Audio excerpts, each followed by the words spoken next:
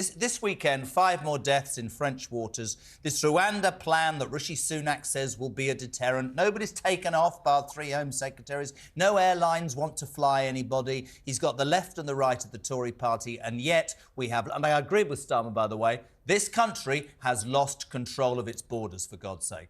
For sure. So tomorrow we have that all-important crunch Rwanda vote. I'm sure everyone is really probably fed up of hearing about this, but this is the vote that Rishi Sunak has been really trying to garner some support from. We'll remember before Christmas we had that initial vote and Rishi Sunak managed to just get it over the line. He managed to get enough people to agree with him for that instance. But it seems that the divides within the party just haven't changed whatsoever. His mission really over Christmas was to try and unite the party, make everyone a bit more on the same page, because at the moment he has those towards the right saying they want the bill really toughened up, they want it harder, and they think at the moment it's too soft and won't work. When they say they want it harder, it's things like making sure there couldn't be individual appeals for people to say, well, actually, no, I want to have a hearing to decide whether it's right for me to be deported. What are the things those more, let's say, tougher Tories want the Prime Minister to change? They just want it to just be a bit more like the original plan. So the original plan was just that once people arrive here, they simply just get deported straight away. At the moment, there's a bit more kind of wiggle room there. Like migrants would be kind of staying there for a bit while. They'd have individual assessments. And those on the right just think that that is just overcomplicating it. Though, as you said, there'll be more chances to appeal. Women, children, those with illnesses, those with, difficult backgrounds, things like that. There'll be more kind of wiggle room for how exactly they decide whether or not you actually go to Rwanda. That's what people just think isn't Claire right. Pearsall, if I can bring you in, you worked in the Home Office. I was saying to Rosie this morning, I'm running out of things to say about this. We have a problem with immigration. We have a problem with a series of people who seem to think that we should let everybody in. No, we shouldn't. But we should absolutely, as we've proven with Ukraine, do right by refugees. But the issue, the axis of all of this is when people come to this country, we need to damn well quickly find out whether they should stay or they shouldn't stay. We don't seem to be able to do that. We've got a 170,000 backlist, and now we're talking about Rwanda. This ain't going away, is it, Claire? Not at all. Well, no, it's not. And, this is the sequel that nobody wanted to see in the beginning of January, is the Rwanda bill, the return of.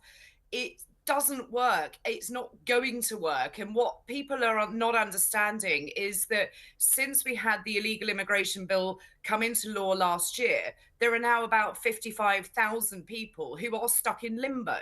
So they can't be removed to Rwanda because Rwanda isn't set up, and they also can't have their claims assessed because they're deemed to be ineligible to the United Kingdom because they arrived by boat. So where are they? Where are they? Where are they then? Well, I mean, that is an answer. 17,000 people seem to have disappeared according to the Home Office's records. So we don't know where those people have gone. So you can't remove them if you don't know where they are. So I think there's an awful lot of people sitting in a system, either in the black economy or they may well have actually returned home. We just don't know about it. So I find that to be quite an outstanding figure from the Home Office, that they've just lost people. But you're right. It all comes down to the fact that if people are eligible to be here, they should be assessed, they should be dealt with, and they could actually get to work and be an economic benefit to the country. And if they shouldn't be here, then they should be removed. It isn't rocket science. It shouldn't be difficult.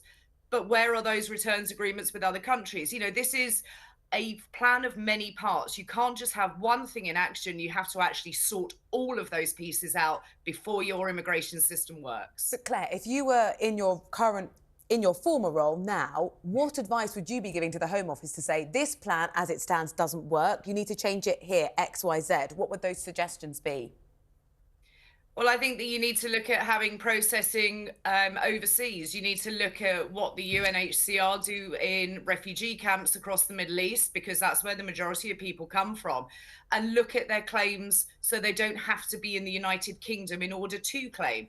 Now, that's not to say that everybody that applies would be eligible for entry, but you might find that there are those skill sectors that you need. There are trafficking victims that you can help. And as we are a welcoming country, as Jeremy said, then we should be able to help them.